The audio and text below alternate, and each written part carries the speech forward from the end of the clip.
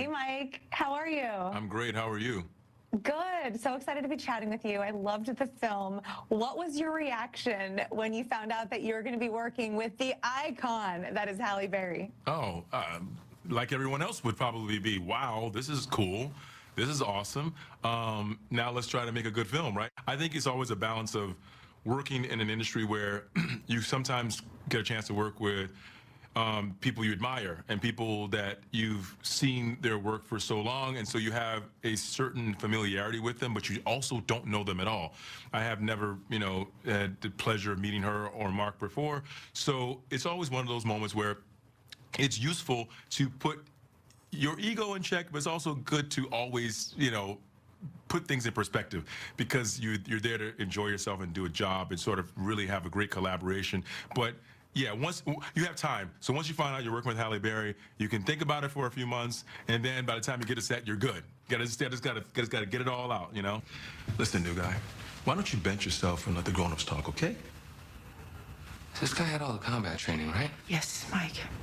He beat you in a fight. All right, I'll let that slide. Is there anything she taught you or anything that you picked up just from working with her? She's spunky. She's smart.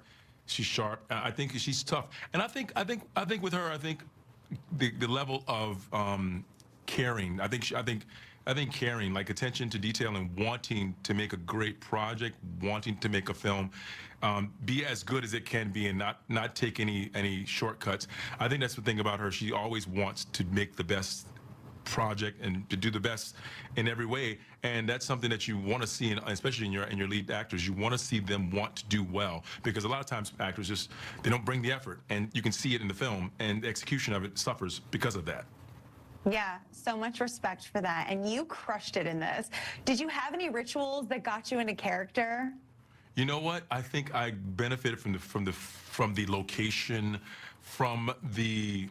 I think really, got to tell you, I mean, films, we talk about it all the time. The locations are characters within themselves, and when you are in a small town in Pula or Slovenia or Ljubljana, which is or Trieste, Italy, when you're in these really interesting, exotic locations, you get a chance to understand what the characters must be experiencing and how fun it is for them. And that translates to performances, because you have to enjoy. When you're having fun, you're supposed to be having fun. You're supposed to be having fun. My character is supposed to be having fun.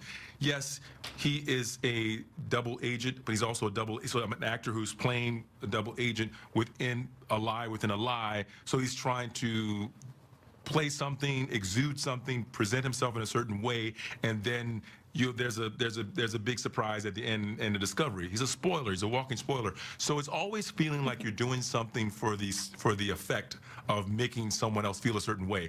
And I just think he's having fun. And by the end, I mean, I don't know. I was having fun, so I just wanted to make sure the character was having fun, You did, and that definitely came across on screen. Do you think it's more fun to play the villain or the nice guy? Oh, I'm so torn.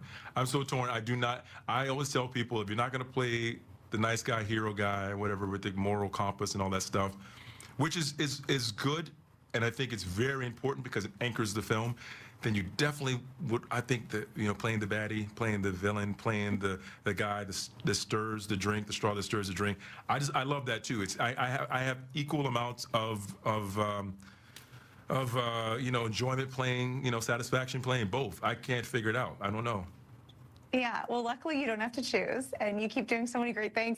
And I mean, like, you followed your dream, and it worked out really well for you. Do you have any advice for anyone else wondering, like, should I take this chance? Should I follow my dream? Should I swing big? What would you tell them? Oh, in short, I would say, literally be certain that this is what you must do if you want to. Depending on what it is, but be certain whatever it is that you're trying to achieve is something that you really can't see yourself living without or doing without, because then in any form, in any iteration, in any level of success within that dream that you're chasing, you will find some satisfaction. Because if you love doing it, even if you don't get to do it at the level you want to, the journey is really the experience. I always tell people all the time, when you get what you're trying to get, it's not as satisfying or as enjoyable as the journey is really weird. You're like, oh, it's just like there's something different about it. I'm not sure what it is. So I'm always on a journey. I have not arrived. I don't know where I'm going, but I'm definitely not there yet. So I'm just continuing to enjoy the ride.